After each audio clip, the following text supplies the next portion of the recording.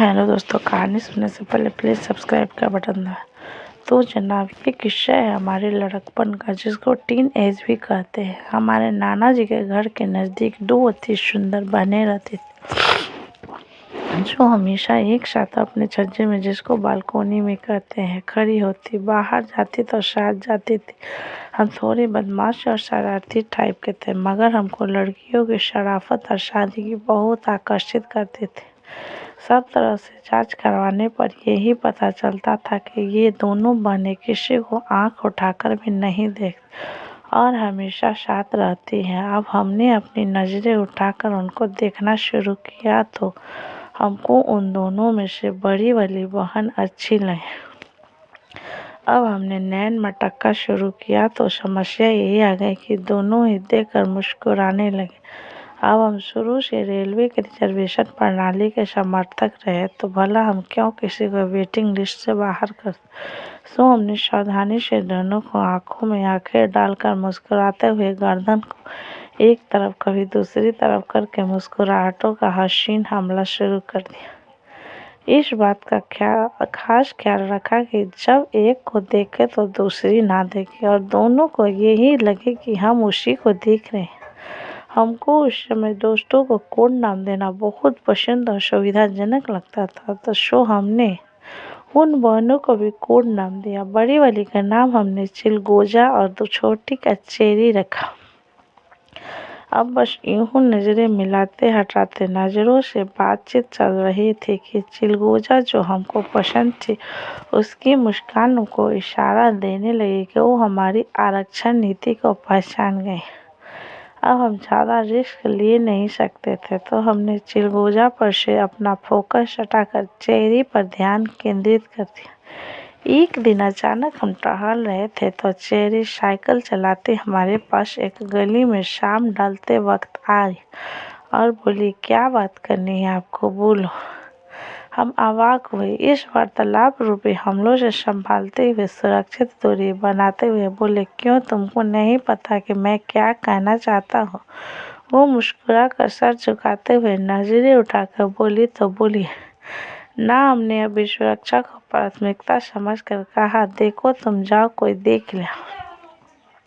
तुमको पता ही है कि हम क्या कहेंगे, तो क्यों नहीं तुम मेरी अनकही समझकर मुझे जवाब देती है। अब वो शर्मसार अपनी साइकिल पर बैठकर पैडल मारते हुए बोली, लव यू, और चली गई। झूठ नहीं कहूँगी, उस दिन वाकई गर्म हवाओं में भी ठंडक महसूस होने लगी। खुशी का तो मानो कोई ठिकाना ही नहीं था। जोर की भूख लगने लगी। बिना बात के मुस्कुराहट ने हमारे होठों पर घर बना लिया।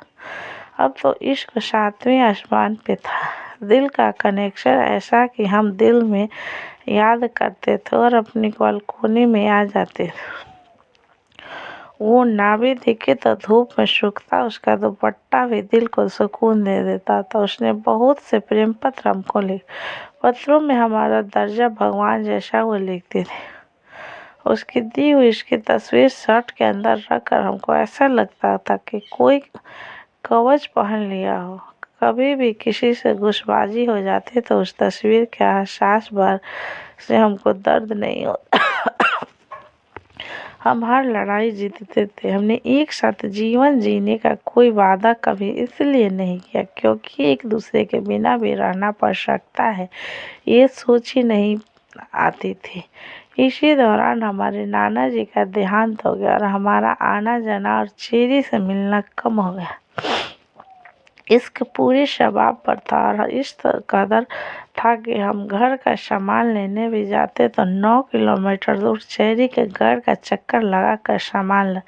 चेरी भी बेइंतहा मोहब्बत करती थी, जो हमको महसूस भी होती थी। इस सब के बीच एक बार हम चेरी के घर के नज़दीक पार्क में उसके आने का इंतज़ार अपने दो दोस्तों के साथ कर, वो शाम को अंधेरा में हमारे नज़दीक आई और बोली, मुझे आपसे कोई मतलब नहीं रखना है। मैं सिर्फ ये कहने आई हूँ कि आप मेरी फ़ोटो और लेटर्स मुझे वापस कर दो और मेरी ज़िंदगी से चले जाओ। अब आप इसको हमारी ईगो कही या जो भी। हमने चेहरे से नहीं पूछा कि क्यों ऐसा कर रही हो, हालांकि हमने उसके चेहरे पर शर्मिंदगी देखी थी क्योंकि वो जो कर रही थी उसके पीछे उसके पास कोई कारण नहीं था। हम उसके जाने के बाद दोस्तों से जाने को कहकर उसी पार्क में बैठकर घंटों आंसू बहाते रहे। अगले दिन हमने ईमानदारी से उसके सब लेटर्स और फोटो उसको दे दी तो उसने कहा, सुनो, आप मुझे 1500 रुपये उधार दे सकते हो।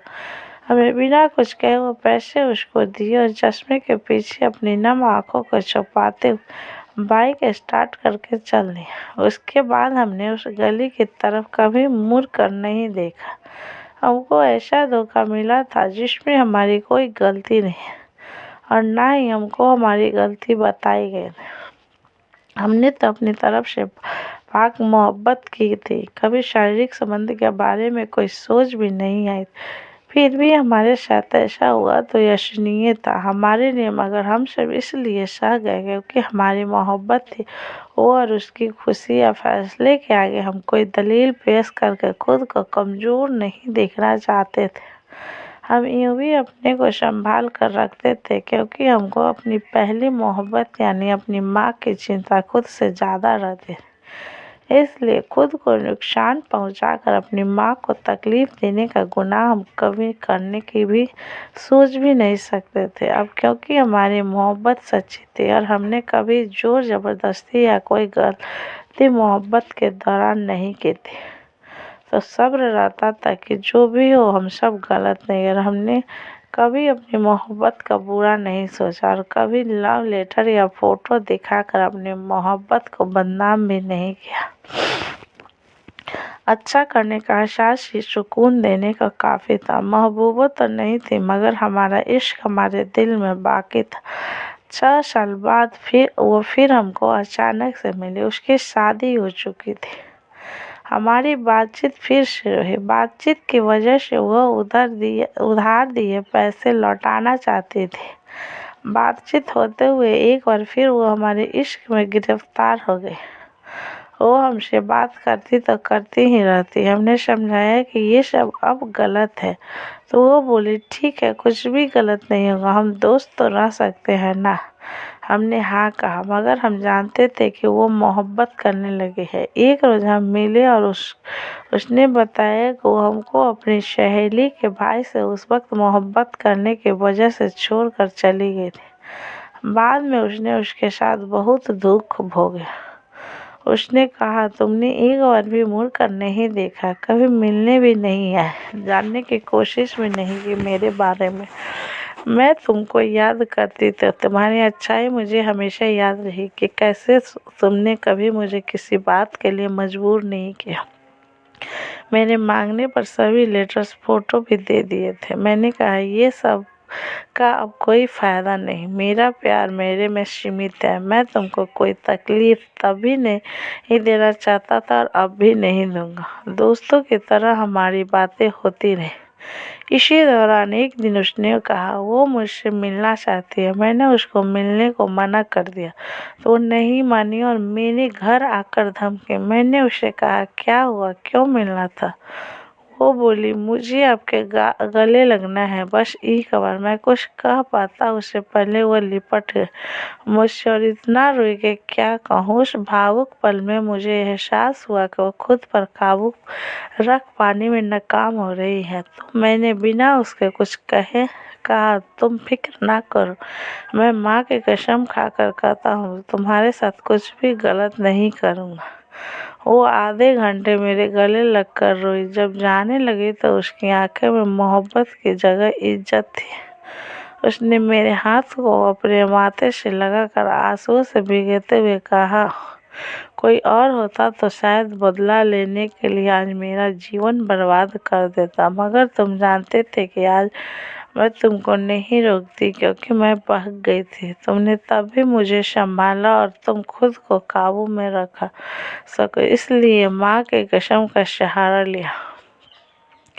काश तुमको मैंने धोखा नहीं दिया होता। आज मुझे एहसास हो रहा है कि मैंने कितनी बड़ी गलती की थी। बस उसके इन भावुक शब्दों ने मेरे पुराने जख्मों पर मरहम का काम किया और किसी का भला करने के एहसास से दिल भर आया। एक सुकून सा महसूस हुआ।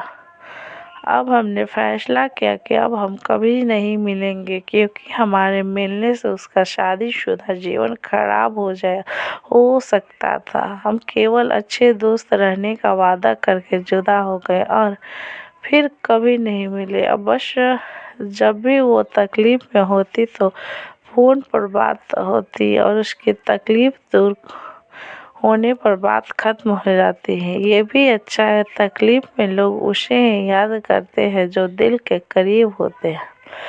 इसलिए जनाब, हमने अपने अनुभव से ये ही सीखा है कि जब आप किसी से प्यार करते हो तो उसका बुरा करने की सोच भी नहीं सकते। आप सही और सच्चे हैं तो आपकी सच्चाई आपको एक दिन सम्मान जरूर दिलवाएगी। इसलिए बदला लेने या खुद का बुरा करने से बेहतर है अपनी नाकाम मोहब्बत को अपने दिल से सहेज कर रखना।